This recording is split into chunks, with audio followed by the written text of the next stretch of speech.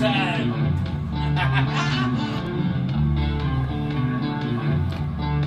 Well, hello there. It's my special Fling into Spring, early spring concert for today.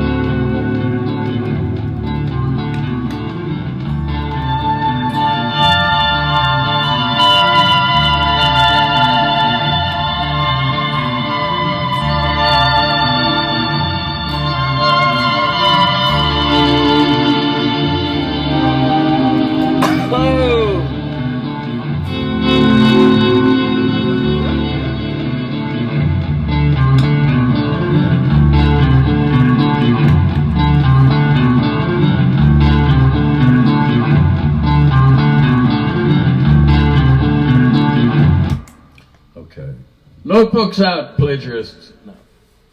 That was, that was a new composition. A nude composition, and I think Caroline had some fun doing her version of idiot dancing, a dance made very popular in the late 60s, early 70s in the UK.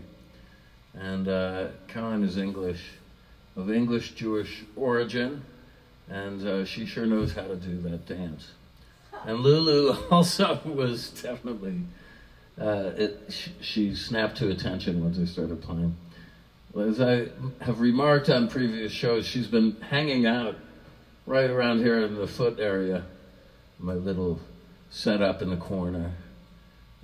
She likes it. It's probably because my guitar is now standing most of the time. I'm not playing it in her bedding area here. But anyway, so it's Thursday, the 11th. I can't believe it. It's 3/11/21, which if you add up all the numerals, you get to number nine. This is almost the anniversary, maybe a day late on lockdown. And but as I remarked last time, spring is in the air in New York City, and people are observing the mask protocol very, very properly. Good to see. I was quite exercised early on in the pandemic, spotting on a daily basis so many people. Kind of used to count. You go out on Hudson Street and say, okay, there's 1, 2, 9, 10, 11 people without masks on today. And, thankfully they've sort of complied. It's sunk in, especially if they lost a loved one or some, it could be even someone they didn't know that well, but somebody, one of their friends told them about it and everything. But anyway, we'll see how it goes, because today our governor, who's in all sorts of hot water for inappropriate behavior, as you might have heard, he mandated April 1st as a general reopening of restaurants at 100% capacity, which is, really? Are you kidding? Is that it, or was it 50%? I think we're already at 50% capacity here, but maybe it was an April Fool's prank, but maybe not. I don't know. It could be him trying to woo the popularity vote to deflect on the present circumstances. I don't know. Actually, Karen and I thought he'd done a very good job throughout the pandemic, and yet, I don't know, there are unsavory details about nursing home residents with the virus being shuffled back into nursing homes, further infecting people, and then a fudging of the data that's come out. But I don't know. We're living in an age of what was Kellyanne Conway's phrase? Alternative facts, or alternate facts. So it's hard sometimes to separate the wheat from the chaff. But I aim to provide you wheat and sustenance with my guitar playing here. So I'm not trying to hoodwink anybody or pull the wool over. Anyway, a bunch of people need to be thanked, and I didn't get a chance to write down their names, but many of you stood up for me in the last week and a half or so since the last time I did. I know Mark Green is a longtime stalwart, and good old Mark reliably came through over the weekend, and now I'm trying to, to get to line up a lesson with him, and that's also to say here, I am available on Zoom or Skype or WhatsApp or what have you for lessons. There's a lot of water under the bridge since I started playing. Maybe some of you would like to learn some of my pieces, or maybe somebody else's pieces that I cover, because I do that as well, as you know. But all you have to do is write me on Facebook Messenger or at Gary@GaryLucas.com, and hopefully we can arrange something. And I want to thank Ace Ford. I meant to mention this on my last outing, but he sent me a whole care package of goodies, sonic goodies. And he's had a long-time band called the Mystery Band that my friends Rick Snyder, a.k.a. Brave Midnight Hat-Size Snyder, is a member of, and he produced this album, which is a Leo, Gemini, Capricorns, and Jones limited, a takeoff on the Monkees album of a very similar title. And who can recall that great ensemble, who were largely vilified because they were using session men on their sessions, the real good ones like the Wrecking Crew and whatnot. Nevertheless, I think that, Frank Zappa gave the Monkees such an endorsement in an interview he did in Rolling Stone, I can recall, where he said he thought it was pretty good music and he preferred to listen to it than a bunch of white blues bands from California, from San Francisco. He mentioned, without mentioning any names, but I like it all. And let's see what other treasures. Okay.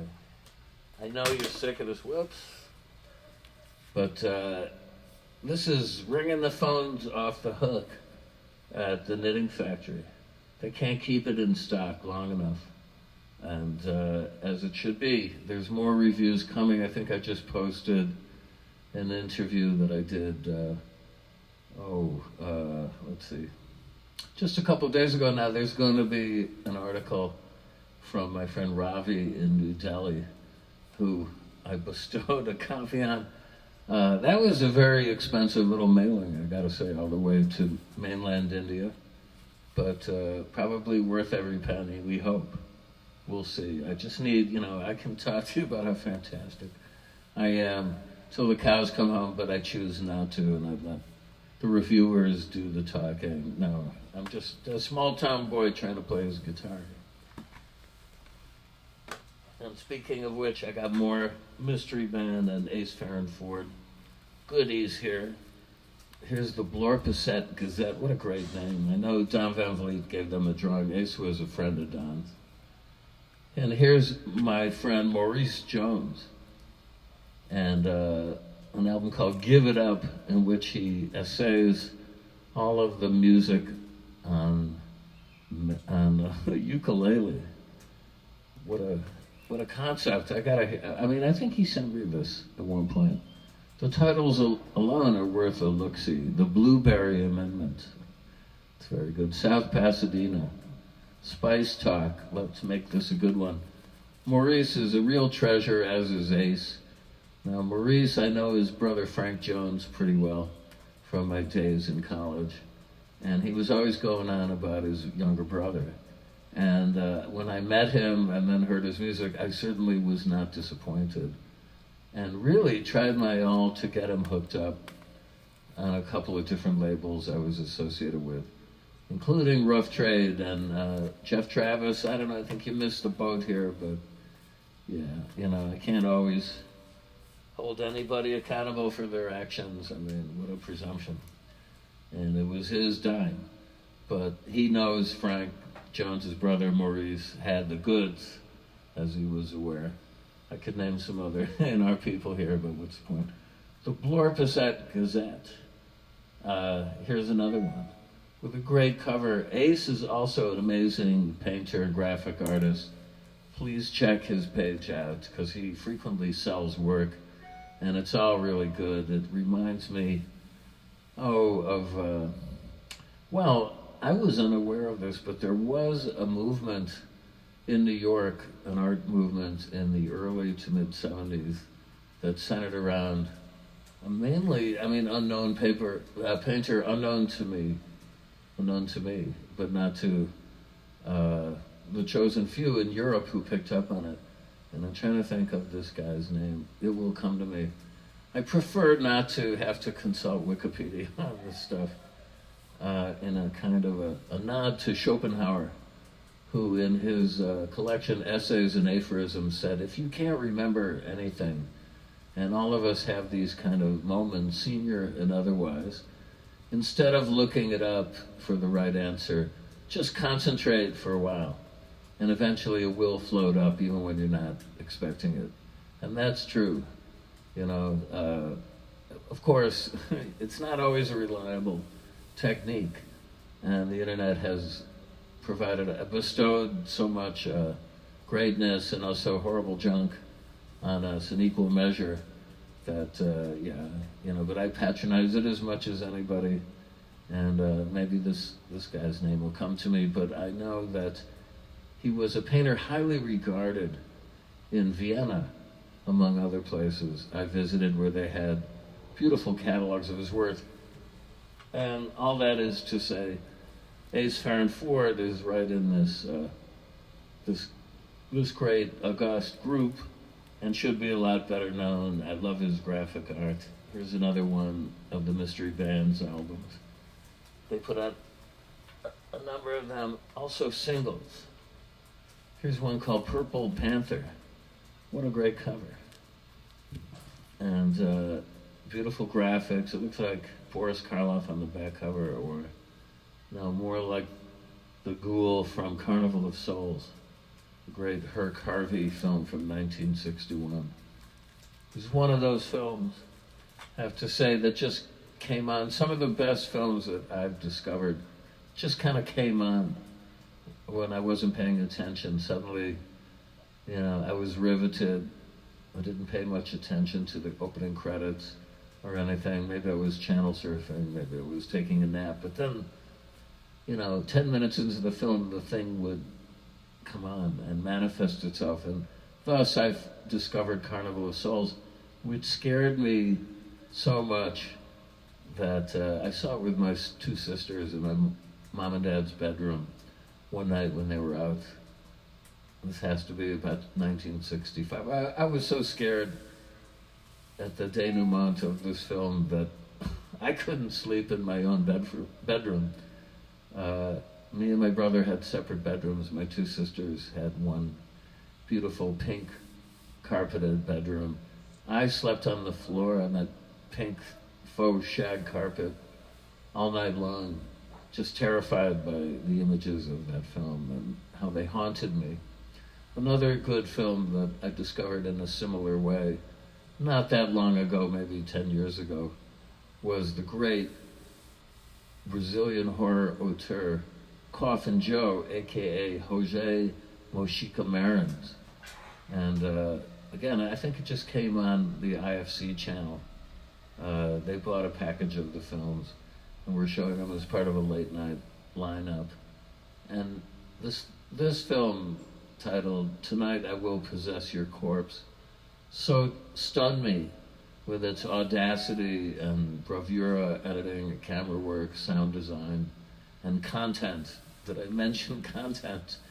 It is one of the wildest rides I've ever taken in cinema. It's like the bastard child of Louis Buñuel, Federico Fellini, and Roger Corman, to name but a few auteurs who I love and respect. Check out his work, Marins' work. He died about a year ago, and I was lucky enough actually to play in Sao Paulo at the SP Terror Festival, where Marins was a judge, Coffin Joe. And I have some photos I've posted. I'll post them again soon. He was a great guy. When I met him, his character wears a top hat as part of his getup, his calabar, and has fingernails grown out about an inch on both hands like claws. And I think he really did that. I don't think they're fake. And when I met him, he had but one fingernail, but still a good one, grown out. And he was a judge at this festival, and we hit it off. And I want to thank my friend Bettina Goldman, who maybe is related to me. The family name on my mom's side was Goldman originally, but I'm not sure about that. In any case, what a thrill. And when I did play with that film, a live score, some years later, because I did develop a live score to accompany it, which I played up at the Lincoln Center Festival of Latin American Cinema, for instance, and also in Havana at the Havana Film Festival. When I played it in Ljubljana, Slovenia, at one of the fine cinemas there, Bettina Goldman had filmed a little preamble where Coffin Joe himself introduced the film with flame effects going. in the background and foreground, and was very complimentary, and that was a total surprise, a happy surprise for me. So kind of just talked myself out. I got to play one more little thing. Let's see.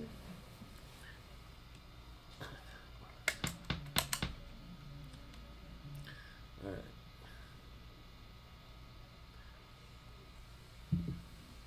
Yeah, we're going to do a short version of the great Dollar Brand's Brajo from Kilimanjaro.